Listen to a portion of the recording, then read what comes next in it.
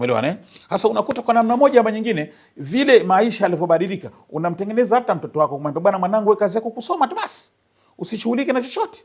Anakuwa anapata ulemavu mpaka wa akili. Ndio maana pale mpaka inapofika pale mtoto yule anapomaliza kusoma hakijui nini cha kukifanya, wakati kuna kazi nyingi tu za kufanya ambazo hazihitaji hata elimu. Mfano kama mimi kaka Alawi, unakuta mimi wakati kwetu mimi nasoma, mimi nilikuwa nauza samaki kwetu, nilikuwa nakanga. Mama yangu anakangia samaki kipindi hicho, anakangia mandazi na kwenda kuuza. Mara skuli mimi nakuja na badia zangu vipurepure, nilikuwa nakuja nazo. Lakini sasa leo utaona haya kufanya hayo. Tumeelewana? Sasa unanikuta kwamba nimepevuka kabla ya muda. Akili yangu imekuwa iko ordinary zaidi. Kwa hivyo tunakuta kubadilika kwa maisha haya ambayo tunakuwa tunasema maisha, ubadilikaji wake yamekuwa mkubwa na kuleta madhara kwa hafla, ambapo yale madhara sasa watu hawayafahamu kwamba madhara hayo yameletwa na kubadilishika kwa mtindo wa maisha yetu. Kwa mfano tutataja magonjwa ambayo tayari sasa hivi ndio yapo. Tutaanza na bwana mkubwa, pressure. Watu sasa hivi wanaumwa pressure, hawajui kwa sababu gani. Watu wanaumwa kisukari, hawajui sababu zipi. Watu wanapata magesi, watu wana makensa. Ndio magonjwa ya tabia hayo. Pressure wanaita silent killer. Sukari ndio hiyo silent killer. Gesi, vidonda vya tumbo, kensa, tenzi dume, kupata mivimbe kina mama, kupata mayoma, fibroid, PID, ovarian cyst, low vision ya macho, kupoteza uoni wa macho. Sasa unakuta vile mtu alivyoyapata yale magonjwa kutokana na kwamba hatuna elimu, anafahamu kwamba magonjwa haya ndio yale tulikuwa tukiuma zamani. Sawa? Na magonjwa haya sasa tabia zake inakuwa ni taratibu. Yanapokupata yanakuwa hakupati hafla. Taratibu yanakuwa nashindwa kukuletea kukuindicate kwamba tayari mimi nishafika. Pressure unakuta kwamba haikuelezi kwamba mimi tayari sasa hivi nishakuwa niko katika hali fulani. Sukari haikuelezi kama mimi sasa hivi nishapata sukari. Cancer hali kadhalika nayo. Magonjwa mengi ambayo tayari sasa yanakuwa hayana dalili za mwanzo za kujua kwamba mimi nina pressure, mimi nina sukari. Lakini vyote hivyo vinatokana na nini? Kama nilivyosema, tumebadilisha mtindo wetu wa maisha. Na kubadilisha mtindo wa maisha kupitia nini? Vyakula, vinywaji, hata madawa ya utumiaji wa madawa ya hospitali ovyo ovyo pia. Sawa? Na kuiacha mili kuwa haina activities. Kuacha mili yetu kuwa haina mazoezi. Tumeelewana? Kwa hivyo unakuta ulaji wa vyakula vya mafuta, ulaji wa vyakula vya baridi, ulaji wa vitu vilivyofanywa preserve. Tumeelewana? Vyakula vilivyofanywa preserve. Nataka nizungumze kitu kimoja leo. Wazanzibari wengi tumekulia katika ulaji wa vyakula ambavyo vimefanywa preserve, hasa mchele wa mapembe. Wakikasirika huko sawa, acha wakasirike tu. Sawa, na wakienda kunihukumu acha ndio kunihukumu. Tumekuwa tukila mchele wa mapembe kwa muda mrefu sana, ambao mchele ule umetofautishwa na mchele uliopita zamani. Zanzibar kulikuwa kuna mchele unaita Vietnam ama Thailand. Sijui kama mtakuwa mnakumbuka nyinyi. Vietnam na Thailand ni michele ambayo ilikuwa haina preserve. Ukienda kununua mchele dukani unakuta kwamba unafunza. Funza ni kiumbe hai. Funza haui. Funza si sumu. Kiasi ambacho kama tunakwenda kununua michele ile tunapeleka nyumbani kwa ajili ya matumizi ya essential needs, matumizi ya kila siku, basi tulikuwa tuko salama. Kulikuwa hakuna pressure, kulikuwa hakuna maradhi ya miguu, kulikuwa hakuna magonjwa ambayo sasa hivi tunaona kwamba ndio yamekuwa makubwa. Kutokana na kwamba nini? Ule mchele ulikuwa uko salama. Michele ya kitumbo leo haiko yote. Tumeletewa mchele ambayo imewekewa preserve. Nimetoa kama mchele wao hapo majina tu, lakini iko mingi tu. Sitaki kuitaja, lakini michele ya kisasa ambayo iko madukani inafanywa preserve.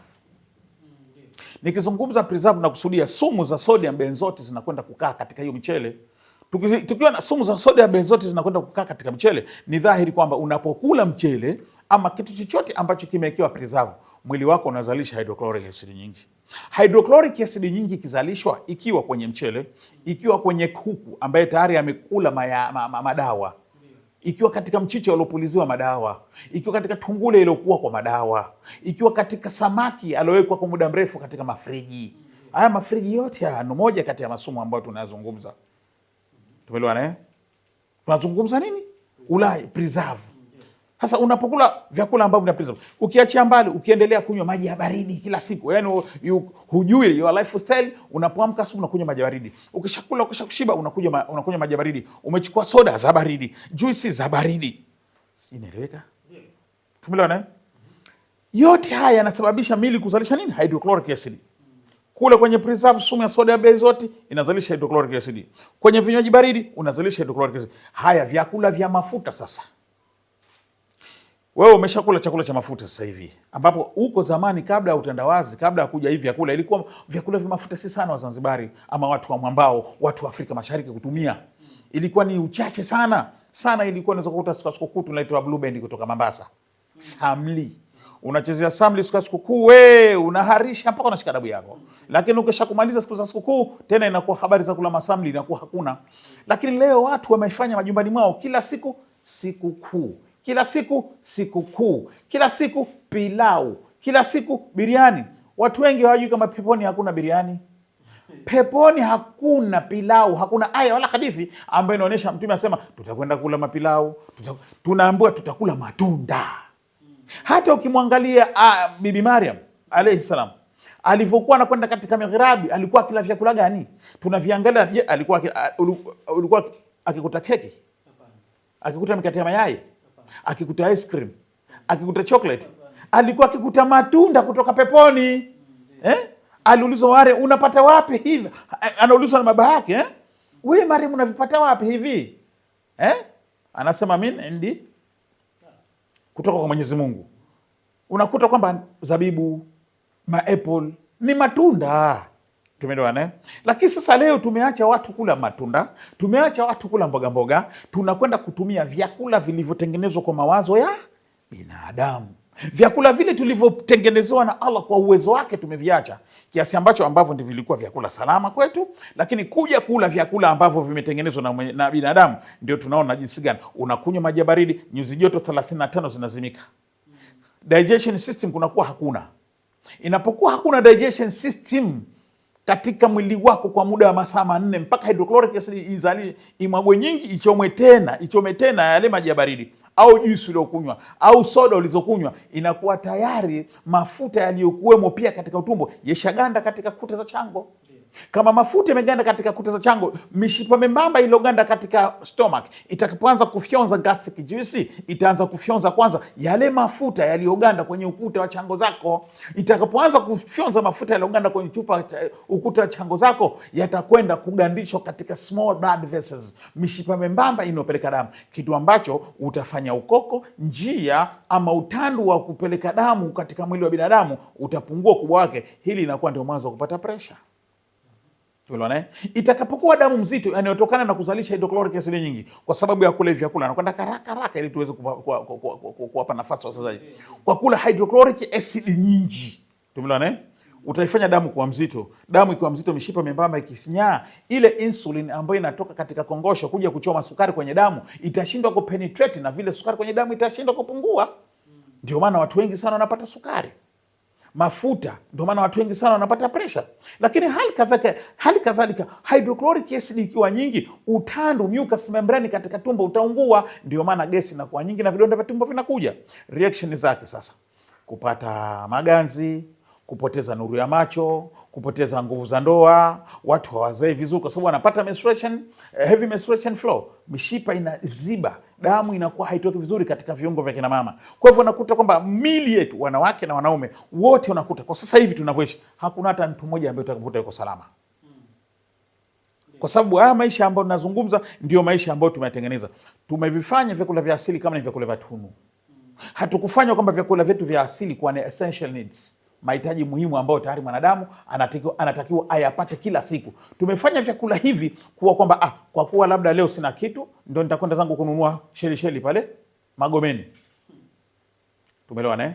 Leo maisha yamebadilika, kutembea kwa miguu, kakalau watu wakikuona wanatembea kwa miguu mpaka Amani. Sasa alawi hana nauli nini? Kafilisika. Au wengine wanasema utafuta maradhi kutembea kwa miguu. Wakati kumbe ndivyo tulivyoumbwa sisi. Sisi ni mamalia, tutembee, tutoke jasho. Tutakapotoka jasho, tutafanya detoxification katika miili yetu. Utakapofanya detoxification, kama umetembea kilomita 1 mpaka kilomita 2, utakapotoka jasho, mafuta yataungua, lehemu zitaungua, mishipa membamba itafunguka.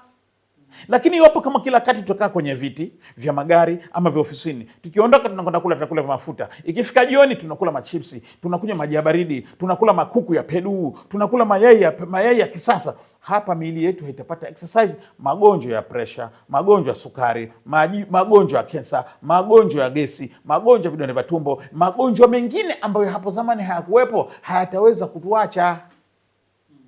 Kakala hii mada ni kubwa, lakini na sisi tunazungumza na watu, tunawasikia, wanatusikia, nao natuwape nafasi na waweze kuweza kuwasikiliza, ili kama kuna maswali waweze kupata majibu kutoka kwangu. Naitwa Dr. Abu Khalid Suleiman. Naam, ni kushukuru sana Dokta kwa kuanza mwanzo mpaka kufika sasa na kumjuza msikilizaji kile ambacho wasichokijua kuhusiana na masuala mazima ya afya zetu. Bila shaka msikilizaji, kuna mengi ambayo Dokta amezungumza, na kama ambavyo awali nilivyokuahidi, basi nirudi kwako, tupigie simu kwa nambari ya 0776 933 katika laini. Asalamu alaykum wa rahmatullahi. Moja kuuliza kuhusiana na changamoto ya mafuta, labda kidogo nielezee. Ninapozungumzia vyakula vya mafuta, ni haya mafuta yanatokana na miti, mengine yanatokana na wanyama, lakini kitu kikubwa, Allah aliyetuumba alitujua kwamba sisi katika miili yetu tunahitaji mafuta, akatuwekea hivyo vyakula ambavyo vina mafuta kwa kipimo chake yeye. Tumeelewana? Ndani ya nazi akaweka mafuta, ndani ya ile alizeti akaweka mafuta, ndani ya korosho akaweka mafuta, ili tuzile kwa vile anavyotaka yeye. Lakini utakapoachukua mafuta yale ukiyakamua, halafu ukatuwekea kwenye lita 1, lita 2, hakuna kipimo ambacho umeelekeza watu wale vipi. Sawa? Kwa hivyo mimi nitajikaangia tu, sinataka utamu bwana. Nitakaangia vyakula vyangu niweze kula kwa vile ambavyo navyoona kwangu mimi, sawa. Lakini kama utakuwa unakula vyakula vya nazi kama vyakula kama nazi, basi hakuna madhara yoyote. Kama utakuwa unatumia ya mafuta ya mawese, hakuna madhara yoyote kama mawese. Tumeelewana? Lakini nazungumza mimi haya ambayo yanatengenezwa viwandani, halafu yanawekwa madukani, tunakwenda kununua yakiwa yamewekwa preserve. Sumu ya sodium benzoate ikiwa nyingi inaleta madhara. Zaidi hapo niseme Allahu a'lam. Na la pili kauliza kuhusiana na nazi. Ndio. Ambayo inatumika kwenye chakula. Mafuta yake labda yapo. Mafuta ya nazi ni mepesi, hana matatizo yote. Mafuta yale ndio ya asili tunayozungumza. Hayana matatizo, lakini kama inakuwa kushapata matatizo haya ambayo yamesababishwa na ulaji wa vyakula, mfano kama umekuwa bonge sana, ukapata pressure, umepata fat, inabidi uzuie ulaji wa vyakula vyote, hata vilikuwa vya asili. Inabidi uzuie ulaji wa vyakula ambavyo vina mafuta kama hivyo, makaranga, nazi, vingi tunavijua nafikiri. Kitu cha kwanza ambacho tayari nakizungumza, tuko watu aina mbili. Kuna watu ambao tayari hawajaathirika hivi sasa, na wengi wapo ambao wanatusikiliza, na kuna watu ambao tayari washaathirika. Kwa hivyo wote hawa wanajiuliza nini tufanye. Kwa wale ambao walikuwa hawajaathirika, ambao hawajapata pressure, hawajapata sukari, hawajapata magesi, labda magesi sijui kama walikuwa kwa salama, wako wachache sana ambao walikuwa kwa salama. Lakini kitu kikubwa anataka tufahamu kwamba iwapo kama una tabia ya kula vyakula vilivyotengenezwa kwa mawazo ya binadamu, haya maradhi utakuwa huna mwendo wa mbali, yatakupata tu. Iwapo unapenda chipsi sana, unapenda sana kutumia manyama ya ng'ombe, unapenda sana kula makuku ya Peru, unapenda sana kunywa mavinywaji ya viwandani, mamalta, inaji, masoda ya, huna safari ya mbali. Kama ni kijana mdogo, basi miaka 35 umevuka, wewe utakuja chini tu. Hilo lazima watu walijue. Never sisemi kama utakufa, kufa kila mtu atakufa kwa siku yake anaandikiwa. Lakini tunazungumzia nini? Maradhi yanayotusumbua. Kwa hivyo hawa ambao tayari walikuwa hawajapata, naomba kwamba wabadilike, waache hizo tabia na warudi katika ulaji wa vyakula vya asili. Tuleni matunda, mihogo zinauzwa, ndizi. Nimefahamu vizuri. Nasema kwanza kwa kuwa tayari siku moja anakuwa wanapata wafanya kazi wengi katika makampuni labda vyakula vinavyopikwa. Unajua sisemi kwamba labda hivi vyakula ni haramu, kwamba havifai. Lakini ninachozungumza mimi, yani hatari yake ni kula kila siku. Lifestyle ndo special. Mfano lifestyle ya mvuta sigara ni nini? Anavuta sigara kila siku yeye. Mpaka afya anavuta sigara. Tumeelewana? Kwa hivyo na wewe kama utakuwa na tabia ya kula vyakula vya mafuta kila siku, huchomoi tena hapo. Lakini kama katika wiki unapata siku 3, alafu siku zako 4 mwenyewe unapambana na majimbi yako, unapambana na mashelisheli yako, hili linaweza likasaidia. Au wenyewe wanaita ushakuwa na uraibu. Unakuwa kuna uraibu fulani tena. Huwezi kukosa kula Peru, Sheikh. Tumeelewana? Lakini akasema kwamba anakuwa anatia ndimu kwa kukata mafuta. Unajua kuna elimu hazina walimu. Sawa? Hata kipindi cha corona watu walikuwa wanatumia sana hilo hapo. Watu wale mandimu. Jamani, ndimu ni vitamin C nyingi. Yawezekana wewe una tatizo la gesi, yawezekana wewe una tatizo la matumbo. Ukitia ndimu katika mwili wako utasumbua. Aliyesema kwamba mafuta yanakatika kama yanakatika kwenye supu nani? Mafuta yalikuwa kwenye mwili wa binadamu na shaganda kwenye mishipa, yanakuwa hayako kwenye tumbo tena. Sasa ile ndimu atekesha kufika huko shageuka tena si ndimu. Hizi elimu hazifai. Iwapo kama utatia ndimu kwenye chai, itaweza kuletea majibu mengine, si kwamba enda kukata mafuta. Kukata mafuta, acha kula mapedu, acha kutumia vyakula vya mafuta, ndio dawa kukata mafuta, vyakula vya mafuta. Zaidi hapo niseme Allahu aalam. Naam, Dr. tukio tunaelekea ukingoni, ni kuuliza swali la mwisho. Ndio. Juu ya yote ambayo uliyozungumza, labda kipi kilichofanya au kilichopelekea mfumo wetu wa maisha kubadilika na kushindwa kufuata ule mfumo wa zetu wa zamani? Kwa kweli kaka Alawi, ni swala zuri sana. Unajua wa magharibi wametuweza kwa sababu wao ndio waliotaka kuiteka dunia, kwamba kila kitu kitakachokuwa kinafanyika wafuate mawazo yao. Lakini hili tulitahadharishwa na yeye Mwenyezi Mungu Allah Subhanahu wa Ta'ala alivyotuambia, wala taradha anaka alyahudu wala nasara hatta tattabi'a millatahum, hawatakuwa radhi mayahudi na manasara mpaka nifuate mila zao. Mayahudi na manasara wao wanapinga kila kitu kile kinachotokana na Mtume sallallahu alaihi wasallam. Kwa hivyo watakapoona kwamba kuna kitu kina maelekezo kupitia Qur'an, wanakuwa wanakipinga kwa faida yao, ingawa wao wanakuwa wanakifuata kisirisiri. Tumeelewana? Wamepinga mambo mengi sana, wamejificha huku wanapinga, wameficha mpaka juzi tu wameibuka juu kwa juu wakasema kwamba kuoana wanaume kwa wanaume haina tatizo. Haya yote ndo madhara ya wao hao. Kwa hivyo hata hivi vyakula ambavyo tayari tunaviona kwamba vimekuja, wamevitengeneza wao. Vyakula vya kisasa kuacha vyakula vya asili, lakini wao ndo wanavikumbatia kisirisiri. Lakini wametuletea sisi wa Afrika ili kuweza kutubomoa. Sisi wa Afrika wametuletea vyakula hivi vya kisasa ili tupate maradhi, waweze kutengeneza madawa yao, waweze kutuuzia. Lakini Waarabu wamepelekewa fitina, baada ya kupelekwa fitina wanagombana wenyewe kwa wenyewe, wamepelekewa bunduki na mabomu wanaoana. Kwa hivyo hizi ni fitina zao ama bwana.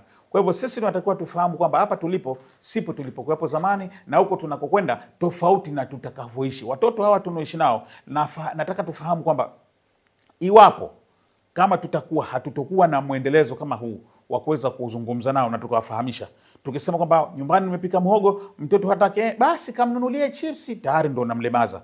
Mtoto umepika mhogo, naambia we si hata kula, wewe ufunike jikoni tu, alafu usimpe shilingi, utizame baadaye ataula hauli. Kwa sababu adui muombe njaa. Na njaa haina baunsa sasa. Ikesha kumshika kilichopo mbele yake atafanyaje? Atakula tu. Tukisema tunawapenda kwa kuwaregezea, baadaye tutakuja kuzalisha watu waliokuwa hawajielewi. Niwaambie wasikilizaji, sisi tunaendelea, hatuachi mpaka tufe kutoa elimu, na kama tunavyosema magonjwa ya tabia yanatibika kama mtu keshaathirika na magonjwa ya presha, kisukari, moyo, figo, ini. Haya ni magonjwa yote ambayo yanatibika. Tukutane pale Zanhabal katika kituo chetu cha tiba asilia kwa mawazo na fikra.